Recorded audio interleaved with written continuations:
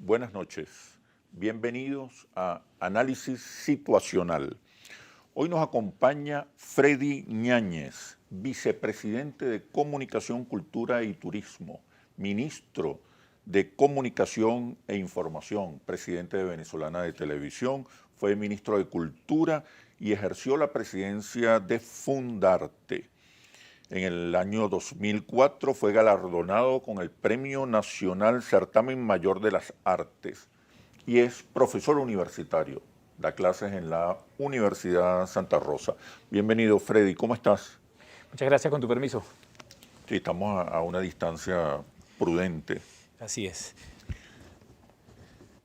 ¿Cómo están las cosas? Contento de estar aquí. Te agradezco mucho el espacio, la invitación. Mucho trabajo. Sí, es un trabajo El tema comunicacional es además clave, estratégico. Es estratégico y en estos tiempos en los que estamos viviendo, donde parece que todo se da en el campo de la representación y en el campo de los relatos, bueno, es un trabajo infatigable, que no descansamos y que lo hacemos además con mucho gusto. Vamos a hablar más adelante sobre los retos en el terreno de la comunicación que tiene hoy la revolución bolivariana. Pero quería comenzar con la crisis en la frontera, con la situación en la frontera colombo-venezolana. ¿Qué está pasando realmente allí? En la frontera colombo-venezolana hay un contraste de modelos y de realidades que están chocando en este momento.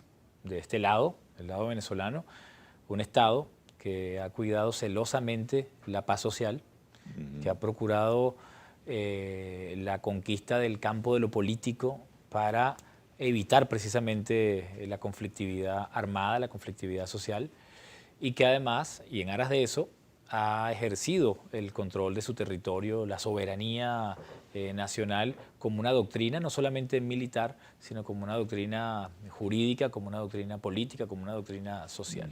Del otro lado de la frontera tenemos un país que lleva más de 70 años en guerra y un Estado que, al contrario, ha encontrado una economía muy productiva en la guerra, en el conflicto y en el abandono y la tercerización sistemática de su territorio y sobre todo de sus fronteras. Cuando estas dos realidades empiezan a chocar, entonces tenemos que hay el choque de dos modelos, además de país, y de dos modelos sociales que difícilmente puedan convivir de manera tranquila. Porque por un lado está el lado colombiano, el proyecto de un Estado que sistemáticamente, como si fuese una política pública, abandona su territorio, abandona sus fronteras, las terceriza y permite que allí surja la organización criminal que va permeando la economía, las instituciones, a la propia sociedad, y otro Estado que está dispuesto a hacer lo que le corresponde hacer para mantener la paz en sus límites, en su territorio. Y a esto se le añade el hecho de que en el lado colombiano hay en práctica una doctrina, que es la doctrina Monroe, sirve, digamos, de cabeza de playa para la doctrina Monroe, que tiene como objetivo central la agresión al territorio venezolano. Entonces allí se confunde un poco los 70 años de guerra y la práctica que ya se ha hecho tristemente tradicional con el interés coyuntural de establecer un teatro de operaciones militar para agredir a Venezuela. Entonces se convierte el crimen organizado y esta política de abandono del territorio como una oportunidad pertinente para la agresión a Venezuela. Esta estrategia que describes es una estrategia ya de larga data. No es nuevo la permanente amenaza desde el territorio colombiano hacia la revolución bolivariana. Incluso la ruptura de relaciones diplomáticas creo que también forma parte de esa estrategia del Estado venezolano de amenazar, del Estado colombiano de amenazar a Venezuela, porque desinstitucionaliza las relaciones e impide que se lleguen a acuerdos. Pero bueno, el panorama es complejo. ¿Qué está haciendo el Estado venezolano para contener, confrontar, enfrentar esta estrategia? La revolución bolivariana lo que hizo desde el comienzo fue poner en práctica la doctrina bolivariana, entendiendo que el conflicto colombiano no se podía entender como un conflicto local, sino que es un conflicto que irradia conflictividad para la estabilidad de la región. Por lo tanto, el comandante Chávez aplicó la estrategia de la diplomacia, en función de incorporar a Colombia e incorporar a los demás países en una nueva manera de relacionarnos desde el punto de vista social, desde el punto de vista económico, desde el punto de vista político, y se crearon regiones importantes como la UNASUR, como el ALBA, etcétera. ¿Y qué obtuvimos de respuesta? Obtuvimos de respuesta la insistente instigación por parte de Colombia para la división de estas nuevas comunidades regionales que estaban surgiendo, porque Colombia ejecuta un plan, precisamente el plan monroísta, para estos fines. Desde 2004, tú recordarás el hecho de la finca Dactari, se detectaron unos paramilitares que tenían como objetivo asesinar al presidente Chávez. La respuesta del presidente Chávez fue una respuesta diplomática y política. Retornó eran unos muchachos reclutados por los grupos, por la JAUCE de Colombia, y se los devolvió a Colombia y dio como un ejemplo para poder reconstituir las relaciones y decirle a Colombia, por ahí no. Vamos a optar siempre por el camino de la diplomacia, vamos a optar siempre por el camino de la integración, porque el Estado venezolano y el pensamiento bolivariano sabe que el pueblo colombiano no es enemigo del pueblo venezolano, que lo que sucede en ese territorio forma parte de una estrategia geopolítica que va más allá, pues, de lo que puede hoy mismo entenderse desde la inmediatez. Lo que sucede en Apure, nosotros tenemos que entenderlo en un plano mucho más amplio, mucho más general, como tú lo has dicho, como una política del Estado colombiano contra el Estado venezolano, pero que responde a intereses supranacionales del Estado colombiano. De tal suerte que nosotros, porque nos duele el pueblo colombiano, porque somos bolivarianos de verdad, o sea, eso es un sentimiento y un pensamiento genuino, nos duele que lo que empezó siendo y lo que nació como una gran nación se haya disuelto, y hoy en día esa disolución avance en términos de la posibilidad de crear condiciones del lado colombiano para una confrontación entre dos naciones que son hermanas. Por eso participamos activamente en los acuerdos de paz como país, a petición del gobierno colombiano del momento, mediamos y nos interesó siempre que el conflicto colombiano fuese superado, porque nos duele Colombia, pero también porque entendemos que el conflicto colombiano es apenas un caballo de Troya para lo que está planeando y fraguando, en este caso, Estados Unidos. Sí, a eso quería referirme. Quiero que hagamos un análisis geopolítico del conflicto fronterizo con Colombia. Más allá de la dimensión militar, hay una dimensión política, hay una dimensión imperialista, hay una dimensión geopolítica que yo creo que es importante hurgar, sobre todo en momentos donde Venezuela está asediada. No solamente hay un criminal bloqueo económico y financiero que impide al Estado venezolano proveerse de alimentos, medicina, desarrollar, mantener su industria petrolera, sino que también hay amenazas por el lado de la frontera con Guyana. Y hay un avance paramilitar en territorio venezolano. En términos geopolíticos, ¿qué sentido le podemos dar a todas estas circunstancias? Pero por favor me respondes cuando regresemos a los comerciales. Ya venimos. Estamos conversando con Freddy Ñáñez, vicepresidente de Comunicación, Cultura y Turismo y ministro de Comunicación e Información. Te preguntaba, Freddy, acerca de las implicaciones geopolíticas. Si pudiéramos hacer un análisis geopolítico de lo que está ocurriendo y que se destaca fundamentalmente en el conflicto en la frontera colombo-venezolana. ¿Cuáles son las implicaciones? Sobre todo el papel que juega el imperialismo norteamericano en esos desencuentros fronterizos. Mira, lo primero que uno tiene que interpretar cuando hay un conflicto armado, caso interno colombiano, es que ese conflicto armado responde a un problema económico. Es decir, la guerra es un hecho económico por antonomasia. La guerra mueve las economías y todas las guerras se hacen por territorio y por riquezas. Exacto. Visto así, y entendiendo que la economía la estamos pensando en el momento en el que el neoliberalismo ya tomó las riendas de la historia de Occidente, estamos hablando entonces de una economía en términos planetarios, en términos globalizados. Por lo tanto, acá el papel de los Estados Unidos, el papel económico de los Estados Unidos, no solamente en el financiamiento de una guerra, en la promoción de una guerra en Colombia, que daba como resultado la necesidad de que el policía del mundo, el entonces policía del mundo, los Estados Unidos, se posicionara de allí, de ese territorio, y allí construyese unas bases militares para garantizar, sobre pretexto del conflicto local colombiano, la seguridad de la región.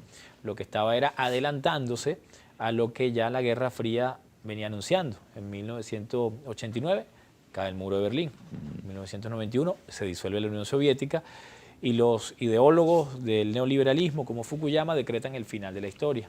Al acabarse la historia y al haber derrotado, según la versión de Occidente, al comunismo, que era su gran enemigo, tenían que crear conflictos en el mundo que justificasen la industria del armamentismo y también la expansión del imperio norteamericano. Colombia entonces es el gran pretexto. En Colombia, desde los 80, se formaliza la violencia.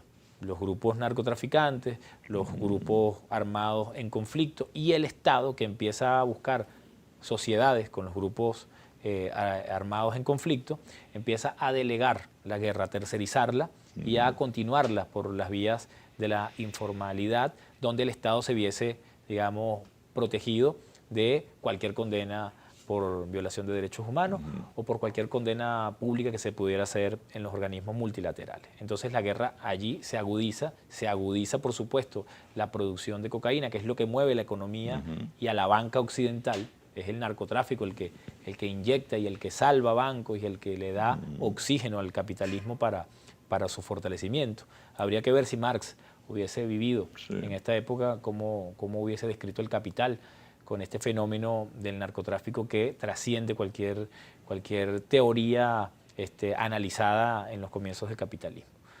Dicho así, Colombia es la cabeza de playa del imperialismo, no solo contra Venezuela, sino contra cualquier país en donde prospere allí un cambio político, donde prospere allí cualquier tipo de nacionalismo que no sea pertinente a la doctrina Monroe. Por eso nosotros siempre hemos interpretado el conflicto colombiano a escala geopolítica y hemos estado interesados en que Colombia supere precisamente el pretexto de la guerra que hoy hace que todo gire en torno a una solución militar y a una solución de seguridad que le da pretextos al policía del mundo para afianzarse más y expandirse más, porque además consideramos que por debajo, detrás del discurso de los medios y por debajo de las instituciones hay un gran movimiento social en Colombia que de verdad está trabajando por la reconstitución de una sociedad, que de verdad le está apostando a un retorno a la política y que pudiera hacer transformaciones importantes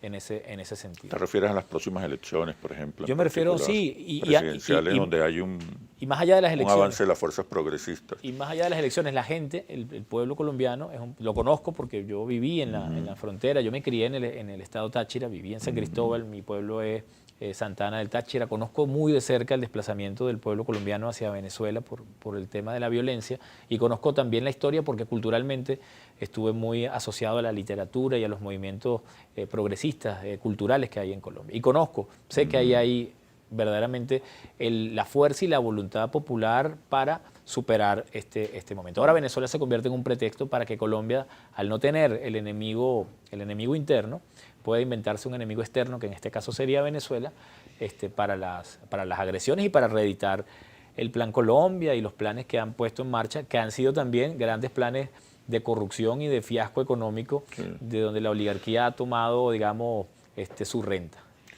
El conflicto fronterizo entonces tiene implicaciones hacia el Estado venezolano, en el sentido de que permite que el paramilitarismo avance, ocupe territorios, se desplace, se articule con la delincuencia organizada, promueva planes insurreccionales en Venezuela, desestabilice no solamente la economía, sino también el sentimiento nacional, porque genera angustia, neurosis. ¿Okay? Pero tú hablabas de algo fundamental. El imperialismo ha logrado construir coaliciones para enfrentar los movimientos progresistas y particularmente para enfrentar la revolución bolivariana, para desestabilizarla. Sin embargo, uno ve limitaciones en el campo del progresismo para avanzar en coaliciones alternativas. ¿Qué se está haciendo para promover la integración en América Latina, sobre todo la integración política? E incluso, ¿qué se está haciendo para participar o acompañar procesos de encuentro entre las fuerzas progresistas? Y me refiero particularmente al Grupo de Puebla, que con sus diversas manifestaciones políticas e ideológicas está intentando construir una referencia continental para el progresismo y las fuerzas revolucionarias en algunos casos.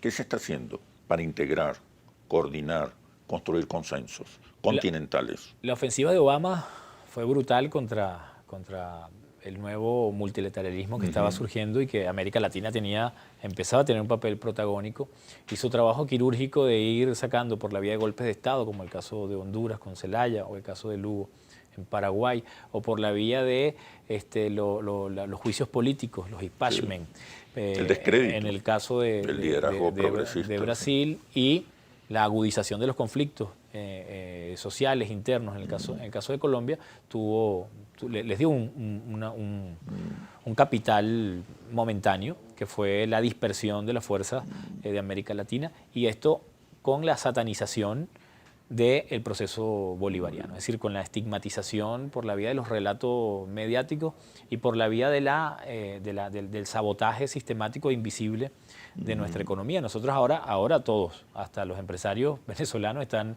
hablando del bloqueo, por lo menos si no hablan en contra del bloqueo. Hablando de muchas cosas, por lo menos lo tienen ya en su glosario. Pero en el año 2015, el único que hablaba de guerra económica era el presidente Nicolás Maduro. Sí. Y muchos de la izquierda dudaban de que existiera este fantasma de la guerra económica. Vamos a hablar de eso. Pero fíjate con relación a lo que me preguntas, ¿qué se está haciendo? Venezuela ha hecho su papel. Venezuela, digo, el pueblo venezolano. En términos de integración, construcción de alianzas. Pero Venezuela ha hecho su papel, que es el papel de la resistencia. Okay. De la resistencia y de ser fieles a los principios que hicieron posible esta revolución por la vía democrática, que son los principios de una doctrina de Estado social y de derecho que pudiera redistribuir la renta en función de acabar con las asimetrías, acabar con las desigualdades y procurar las condiciones materiales para el desarrollo del pueblo venezolano de manera integral. Aquí ni siquiera te estoy hablando solamente de la protección exclusiva a los sectores históricamente vulnerados. Aquí también el empresario nacional tuvo condiciones y posibilidades para desarrollar sus capacidades productivas. Ese estado de bienestar que se construyó se fue horadando con la guerra económica y con la guerra mediática, al punto de estigmatizar a Venezuela y convertir a Venezuela en el pretexto para que los movimientos progresistas en el mundo no llegaran al poder por la vía democrática, con el relato de que te vas a convertir en otra Venezuela. Vamos a continuar, vamos a hacer un pequeño paréntesis comercial, pero inmediatamente regresamos y continuamos con este análisis situacional. Ya venimos.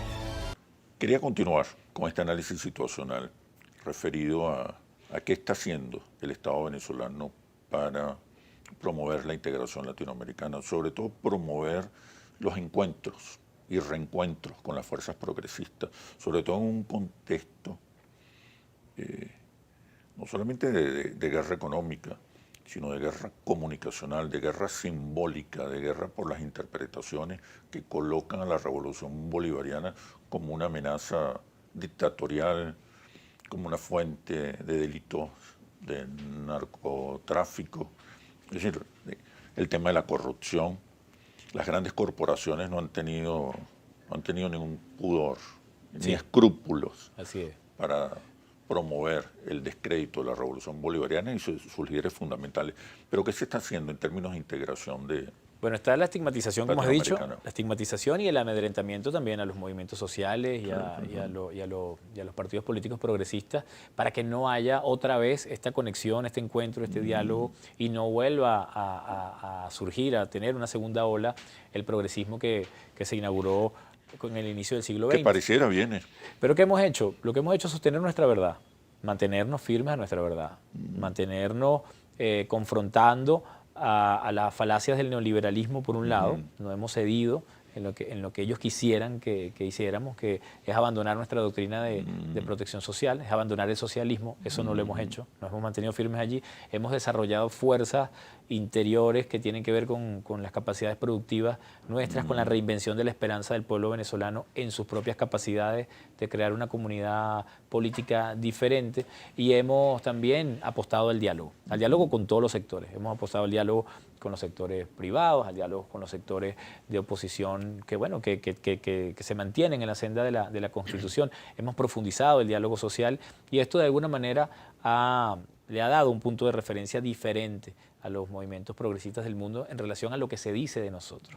Pero nosotros no somos un proceso injerencista o que pretenda, digamos, exportar la revolución bolivariana o que pretenda permear. Sí nos interesa mucho la articulación en términos formales, en términos de que acá hay una democracia, acá hay unas instituciones que deben ser respetadas y estamos nosotros a la orden de mostrar nuestras experiencias que son exitosas, a todas luces exitosas. Incluso en estos 5 años de asedio económico, de persecución financiera y de bloqueo criminal, el gobierno bolivariano tiene mejores cifras que mostrar en lo social que otros países que no tienen ni bloqueo ni secuestro de sus recursos, ni tienen ningún tipo de sanciones unilaterales. Y en términos prácticos, concretos, ¿hay alguna campaña, alguna política de acercamiento, por ejemplo, hacia el Grupo Puebla? Nosotros somos amigos del Grupo Puebla y hay, digamos, articulación y conversaciones que no siempre se hacen públicas, que no siempre son mediáticas y que tienen mucho que ver con el interés que tiene la región en general por hacerle frente a lo que Estados Unidos ha retomado, que es, insisto, la doctrina Monroe. Y estamos allí y estamos más presentes de lo que la gente se puede imaginar. Porque, bueno, Venezuela es un ejemplo de resistencia. No se dice mucho porque la guerra mediática es poderosísima, pero estoy seguro que los pueblos miran detrás del bullying mediático y detrás del velo mediático, están mirando cada vez más lo que sucede. Por eso suceden cosas tan extrañas como que Facebook censura al presidente de la República, si no tendría por qué hacerlo, si se supone que estamos... Respecto a las redes, que es un tema fundamental. Las redes sociales se han convertido en el gran desafío para las democracias del siglo XXI. ¿Cómo están contribuyendo las redes sociales en esta política o esta arremetida multidimensional contra Venezuela? Bueno, contra Venezuela es brutal. Yo creo que tú pones en Google, por hablar de un buscador de los gigantes de Internet, y pones la palabra clave Nicolás Maduro Venezuela y vas a encontrar por lo menos 700.000 notas negativas en menos de 2 segundos en la primera página del orden de derechos humanos, de la caricaturización. O sea, no hay figura más atacada políticamente, o no hay un político más atacado, mejor dicho, que la figura del presidente Nicolás Maduro. Entonces, en su momento fue con el comandante Chávez. Fue con el comandante Chávez, pero yo creo que el presidente Maduro ha sido incluso aún más. Porque la Big Data ha desarrollado una inteligencia artificial que tiene unas capacidades que antes no tenía. Pero ¿por qué censurarlo si se supone que ya el relato de los grandes medios de comunicación sería suficiente para aniquilar a una figura política? ¿Cómo contraponer otro relato? Bien, la guerra de los relatos es interesante. Por ejemplo, detrás del presidente Maduro hay una épica. Sí. Ha resistido en grado supremo las agresiones y arremetidas, no solamente políticas, militares, sino también simbólicas y culturales. ¿Qué se está haciendo? Pues yo creo que hay una épica detrás del presidente Maduro que no ha sido suficientemente explotada, comunicada. Sin embargo, esa épica, que estoy de acuerdo contigo, tiene menos condiciones, menos espacios para promocionarse de lo que tenemos en contra. Es la épica que hace que todavía estemos acá, que todavía el chavismo sea una esperanza para el pueblo venezolano en general, que seamos una referencia y una hegemonía en lo cultural. Porque hay algo que dice el presidente Maduro, lo dice permanentemente y es como, a mí me parece que es un aforismo para tenerlo en cuenta, es que nosotros somos de verdad. ¿Y qué significa que nosotros seamos de verdad? Significa que el relato que va a perdurar, que va a poder superar cualquier tipo de cortafuego mediático, inmediatista, es el relato que sea orgánico a la verdad, o sea, que sea representativo de una realidad concreta. Y lo que está sucediendo con la incursión de estos nuevos medios de comunicación y las nuevas tecnologías de la comunicación es que son incapaces de sostener un relato a largo plazo. El trabajo que hacen el Internet y que hacen las redes sociales es el trabajo de las emociones y no el trabajo de los sentimientos ni de las ideas. Y las emociones necesitan entonces permanentemente, como son aditivas, necesitan permanentemente irse. Pero las emociones se convierten también en ideas. Pensamos lo que sentimos. Pero el problema es que con las redes sociales no logramos sentir ni pensar. Lo que hay es y como son en apariencia irracional, son mucho más difíciles claro, de controlar. Hay un exceso de información. Un exceso de información que te impide pensar. Como tienes información, no piensas. Pensar es una acción participativa que involucra al sujeto. O piensas con base a prejuicios, desinformación y manipulación. Lo cual sería no pensar. Es mucho más terrible. Lo cual sería no pensar, que es el triunfo inmediato de las redes sociales. Ahora, tú dices, ¿por qué censurar al presidente Maduro si ya la campaña de descrédito sería suficiente como para aniquilarlo? Lo censuran porque ocurre un fenómeno interesante y es que a la caricaturización, a la estigmatización al extremo, a nosotros se nos han aplicado todas las tesis de propaganda goebbelianas, todas las que tú te puedas imaginar, satanización, vulgarización, transposición, bueno, todas. La gente empieza a preguntarse qué hay detrás del bullying mediático.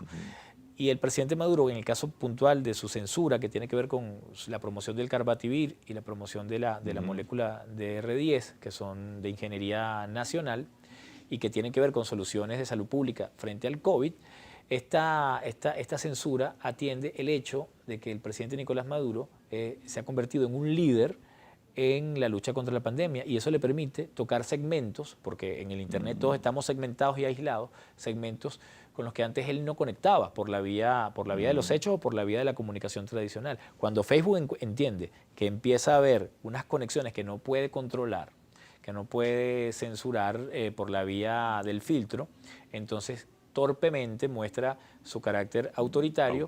Y termina censurándolo, lo cual es bastante peligroso para Facebook. No deja de afectar, porque al final la gente se queda solo con el titular. Censurado el presidente Maduro de Facebook. Es decir, castigado.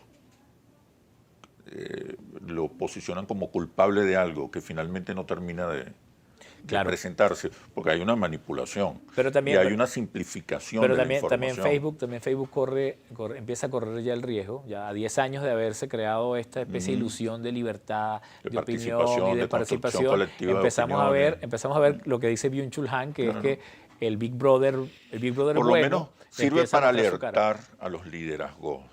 No, y a los estados. Ya Alemania, Francia, Australia están legislando. ¿Qué se va a hacer en Venezuela para legislar o qué se está haciendo para legislar con relación al tema de las redes sociales? Me respondes, por favor, cuando regresemos de los comerciales. Ya venimos. Las redes se han convertido en un espacio de participación, de construcción colectiva, pero también un espacio terrible para la manipulación, la desinformación, el control social, la vigilancia.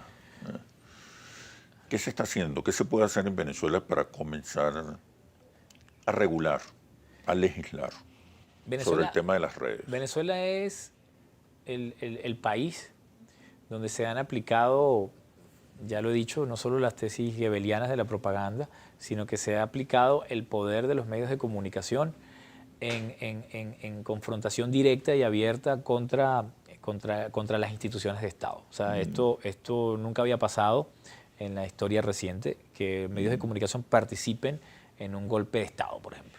y que se abroguen el trabajo de los partidos políticos y que se abroguen la vocería de las disidencias y que se conviertan ellos en los principales actores políticos. Aquí se libró una guerra importante, o los medios de comunicación libraron una guerra contra el Estado y acá se libró una lucha, una batalla en la opinión pública sobre el papel de los medios de comunicación. Luis Brito García tiene un libro extraordinario que se llama La dictadura mediática. Se legisló en ese momento. ¿Perdieron los medios? Perdieron los medios. Esa batalla la perdieron. La perdieron. Los medios. Se legisló en función de lo que había pasado, de la experiencia real. No fue una cosa que se le ocurrió a alguien, sino sobre los límites que se traspasaron.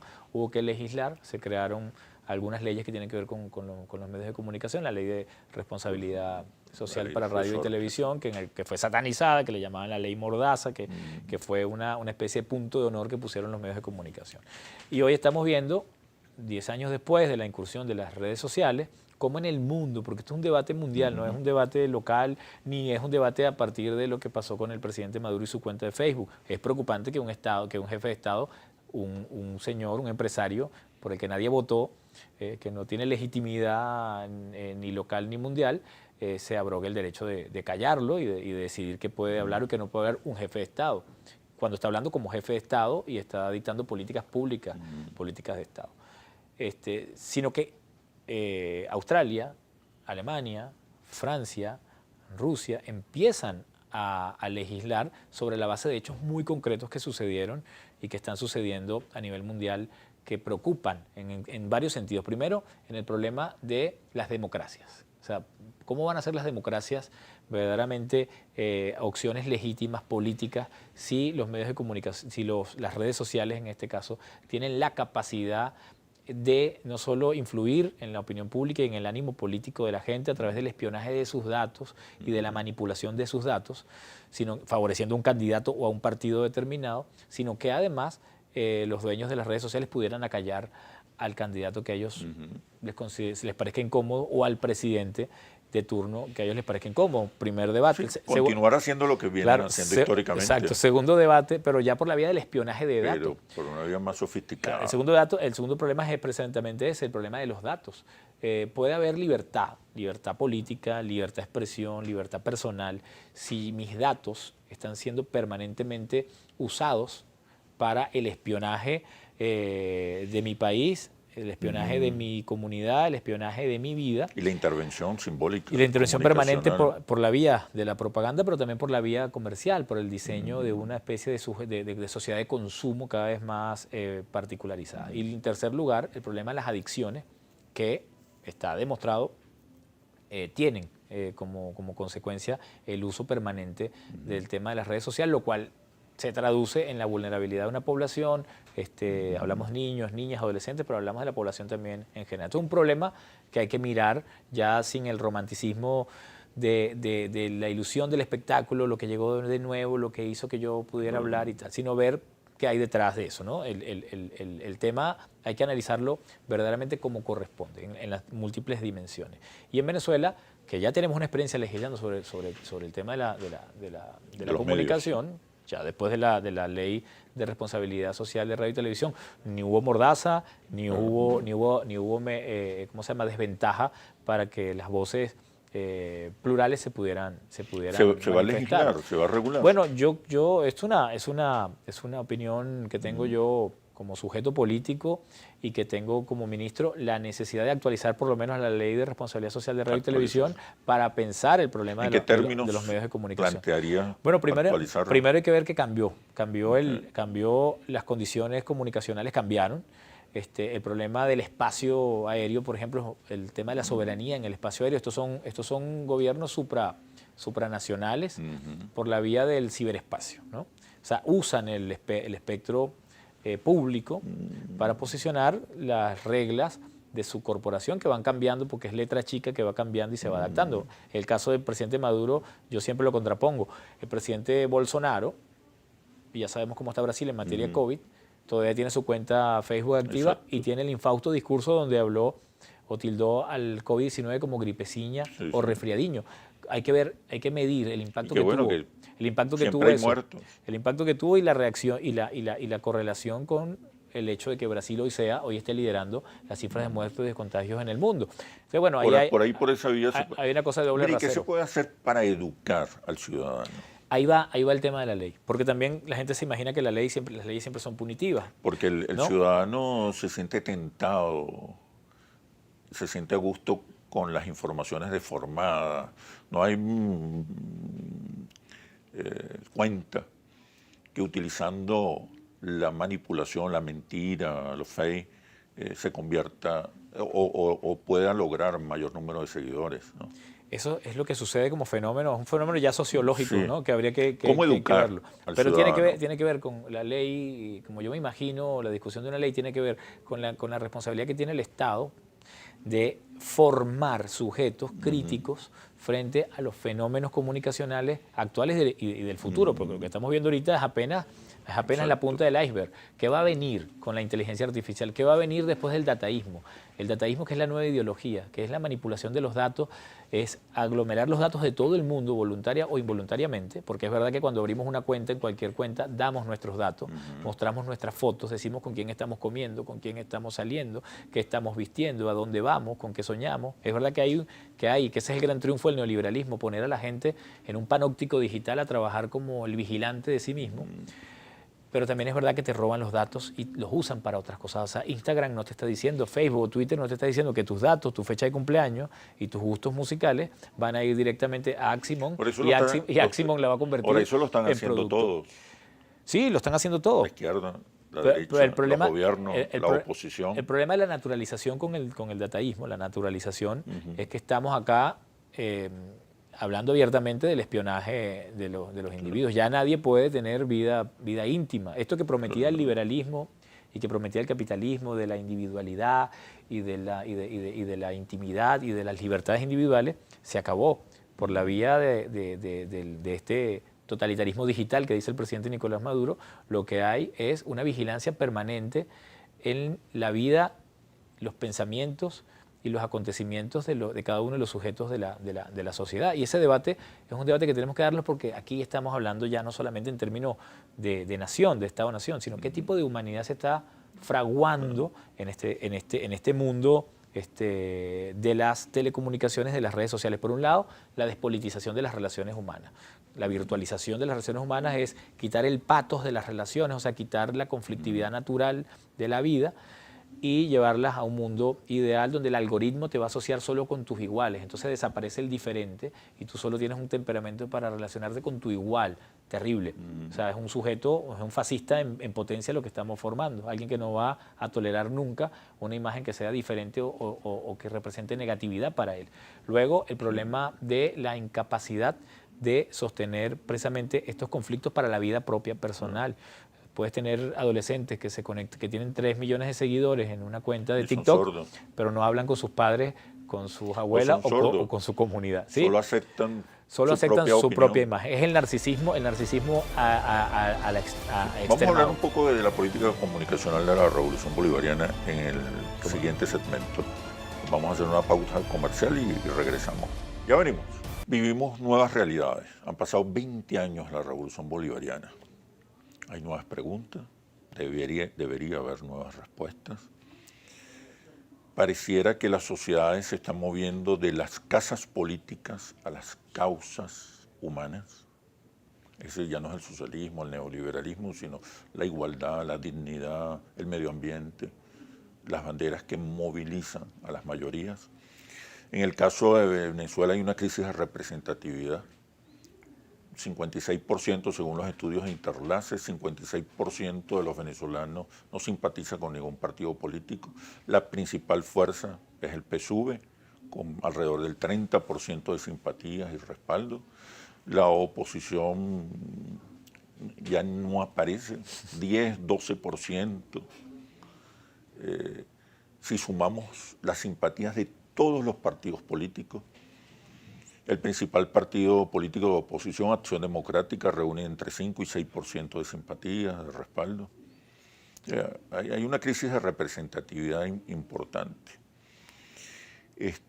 Y uno observa que el discurso de la revolución es muy similar al discurso de la revolución de hace años, que no ha habido una renovación a fondo de narrativas, símbolos, marcos de interpretación. que la revolución se ha concentrado en sus más fieles seguidores, que como estrategia no es mala, puede ser exitosa si desmovilizas al adversario o lo atomizas, pero se ha concentrado en ese 30%, en ese un tercio del país que sigue y respalda la revolución bolivariana, independientemente de las crisis y las dificultades.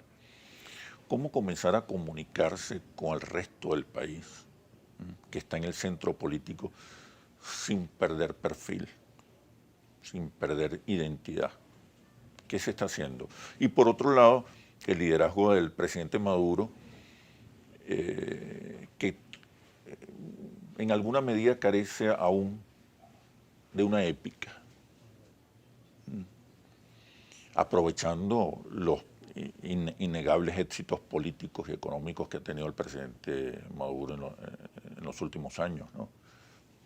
Y en la valentía y fortalezas que ha tenido para contener la arremetida imperial contra la revolución, las tentativas de desestabilización, las tentativas insurreccionales.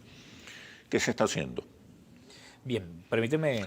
Y además, un país que está rápidamente pasando de una cultura rentista a una cultura que podríamos decir más resiliente.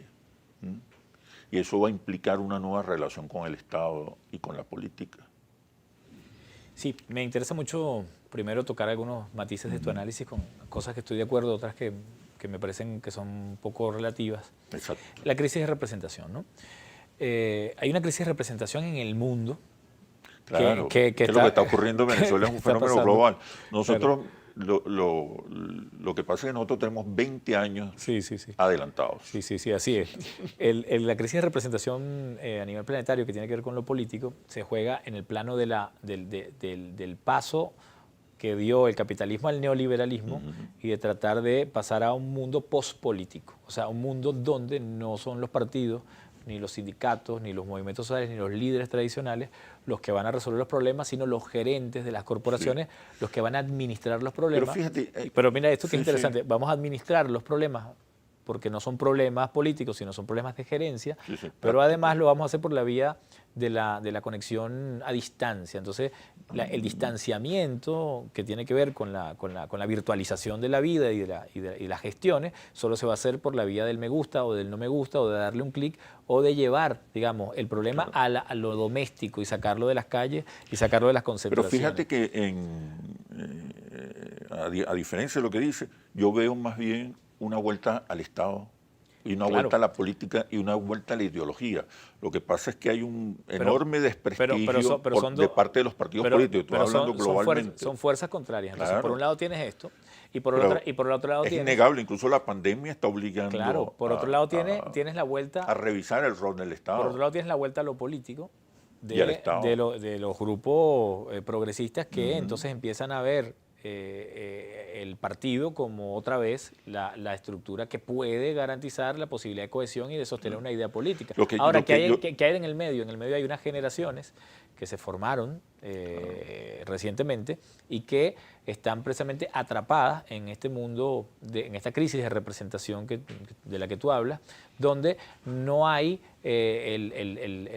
la formación, digamos, del carácter y la formación ideológica para decir me comprometo con un partido, me comprometo con una causa, y entonces viene... Y el descrédito de los partidos, por supuesto, es global. Por supuesto, que fue toda la operación después de la caída del muro de Berlín, del fin de la historia.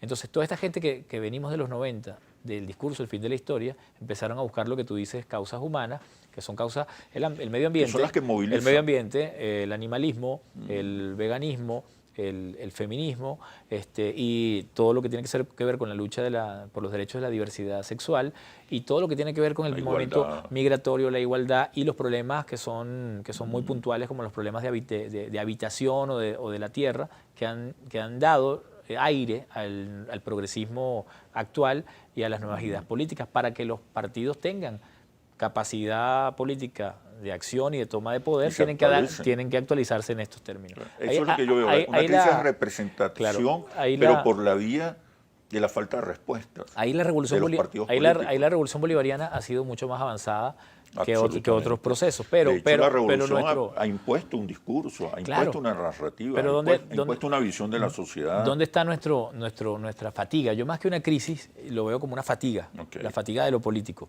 ¿Dónde está la fatiga? La fatiga está en el hecho de que nosotros no solamente incursionamos en Venezuela como un proyecto que venía a evitar una guerra civil y a construir condiciones para el retorno a lo político, sino que nos hemos enfrentado con las falsas polarizaciones que ha hecho el enemigo. El enemigo político nunca ha dicho, ante tu proyecto de misiones, mi proyecto es la privatización. Nunca han dicho eso, han dicho, ante tu proyecto de misiones, yo digo que tú te vas a robar a los niños, o que los vas a ideologizar, o que vas a quitarnos la propiedad privada. Y hemos estado desgastados en materia del relato. Sí, pero en materia del relato nosotros hemos estado respondiendo. Y hay una cosa interesante acá que surge, y es el hecho concreto de que en 22 años que tenemos nosotros en el gobierno y disputándonos la hegemonía, hemos tenido 25 elecciones. 25 elecciones te llevan a 25 combates que desgastan, obviamente, la forma política, la forma tradicional de hacer política. Además del asedio internacional. Ahora, es interesante los análisis que se hacen de la movilización que hay.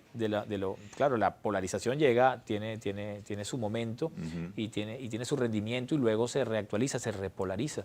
En el caso de nosotros tenemos que buscar verdaderamente la repolarización. Y yo creo que ahí el presidente Nicolás Maduro sí está un paso más adelante que el partido y que la propia estructura de Estado, en el sentido que el presidente Nicolás Maduro no está viendo la polarización entre el chavismo y oposición, él está viendo verdaderamente la polarización entre un proyecto histórico de nación. El relato del presidente Maduro es épico, es el relato de terminar una fase de un proyecto para avanzar a la segunda fase, entonces un proyecto épico que reconoce las luchas anteriores, vive la coyuntura, más allá de la coyuntura, mirando el futuro, y se plantea una Venezuela que pueda ser, por lo menos, que pueda tener el consenso en el amor a la patria y en el amor al referente histórico, lo cual es muy importante como relato. Todo eso hay que campañizarlo, sí. Hay que convertirlo en narrativa, correcto, en nuevas narrativas, nuevos símbolos que le puedan dar respuesta, ahora, que puedan permitir que sintonice con las nuevas realidades. La angustia, por ejemplo, de un ministro de Comunicación en la Revolución Bolivariana, te voy a decir cuál es. La angustia es que en la medida en que nosotros estamos construyendo un relato épico que requiere los tiempos precisos para la construcción del relato, sostener el imaginario, la coherencia, o sea, el hecho de tener coherencia en el relato ya es anacrónico, porque nos enfrentamos a un mundo de redes sociales, de lo instantáneo, del trabajo de las emociones, donde no hay coherencia, donde no hay ideas y donde lo que hay es una profunda crisis de verdad. O sea, la política produce verdades. ¿Cuáles son las verdades de la política? La justicia es una verdad de la política, ¿no? La igualdad es una verdad de la política, la unión es una verdad de la política. Sostener esas verdades frente a un vertiginoso mundo de lo instantáneo que te satura de información y de datos y que te maneja las emociones de manera también vertiginosa y te convierte en un adicto de las emociones, con lo cual te incapacita para sentir. La lealtad es un sentimiento, ¿no? El patriotismo es un sentimiento. Y te incapacita para pensar. La idea del contrato social, la idea de la verdad, requiere pensamiento. O sea, porque a nadie lo pueden obligar a pensar o a sentir de manera diferente, pero si te inhiben la posibilidad de pensar, porque las condiciones subjetivas van en contra, y te inhiben la posibilidad de sentir, porque se impone el capitalismo de las emociones, entonces estamos enfrentándonos a una nueva estrategia para la cual todavía nosotros no hemos podido dar una respuesta. Bueno, esos son los retos. Son los retos, son cruciales para un ministro de Comunicación. Son las angustias en una revolución. Así es. Bueno, Freddy, muchísimas gracias por este análisis situacional. Nos pasamos unos minutos, esperemos... Piedad, que no nos violen la libertad de expresión. Esperemos que podamos transmitir todo. Gracias. Bueno, muchísimas gracias. Gracias a ti, Chema. Y bueno, te reitero que esta es tu casa y estamos a tus órdenes. Muchas gracias. En el buen sentido. Claro que sí. Bueno, nos vemos en un próximo análisis situacional por Globovisión, el canal de la paz y la reconciliación. Hasta pronto.